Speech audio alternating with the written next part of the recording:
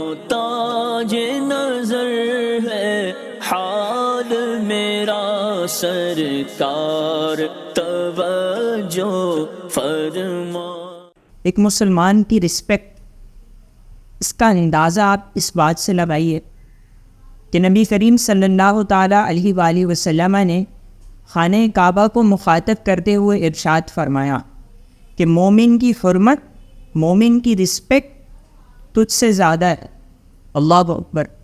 خانہ کعبہ کی کتنی زیادہ رسپیکٹ ہے، کتنی زیادہ تعظیم ہے کہ مسلمان خانہ کعبہ کی طرف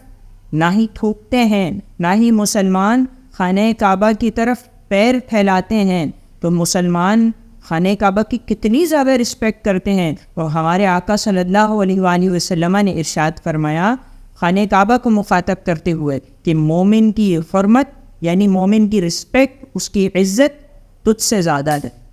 اور ایک اور حدیث پاک میں ارشاد فرمایا من آذا مسلما فقد آذانی ومن آذانی فقد آذى اللہ، جس نے مسلمان کو تکلیف دی اس نے مجھے تکلیف دی، اور جس نے مجھے تکلیف دی اس نے اللہ رب العزت کو تکلیف دینے کی کوشش کری، اور جو اللہ اور اس کے رسول کو معاذ اللہ تکلیف دینے کی کوشش کرتا ہے، اللہ پاک قرآن مجید میں ارشاد فرماتا ہے ان الذین یؤذون اللہ ورسولہ لعنهم اللہ فی الدنیا والآخرہ واعد لهم عذابا مہینا۔ فرمایا کہ بے شک جو ایذا دیتے ہیں اللہ اور اس کے رسول کو، یعنی اللہ اور اس کے رسول کو تکلیف دیتے ہیں، تو ان پر اللہ کی لعنت ہے دنیا اور آخرت میں، اور اللہ نے ان کے لیے ذلت کا عذاب تیار کر رکھا ہے۔ اللہ اکبر! تو مسلمان کی عزت، اس کی عزت نفس، اس کی اہمیت اسلام نے بیان کری، یہاں تک کہ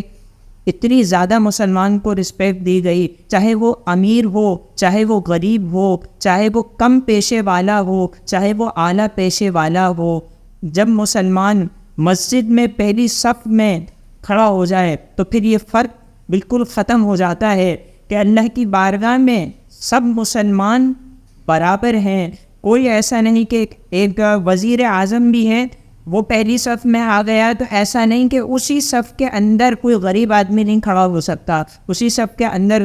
اگر کوئی کچرے والا مسلمان ہے تو وہ کھڑا نہیں ہو سکتا، تو ایسا نہیں، بلکہ مسلمان ہے تو یہ تمام فرق ختم ہو جاتے ہیں۔ کیوں؟ کیونکہ اللہ اور اس کے رسول نے مسلمان کو عزت دی ہے۔ لیکن آج کیا ہو رہا ہے، آج کل کیا ہو رہا ہے کہ ہمارے یہاں پرینکس کیے جاتے ہیں اور وہ اپریل فول منایا جاتا ہے اور لوگوں کو بیوقوف بنایا جاتا ہے، ان کی عزت اچھالی جاتی ہے، ان کی رسپیکٹ کا بالکل خیال نہیں کیا جاتا۔ ہم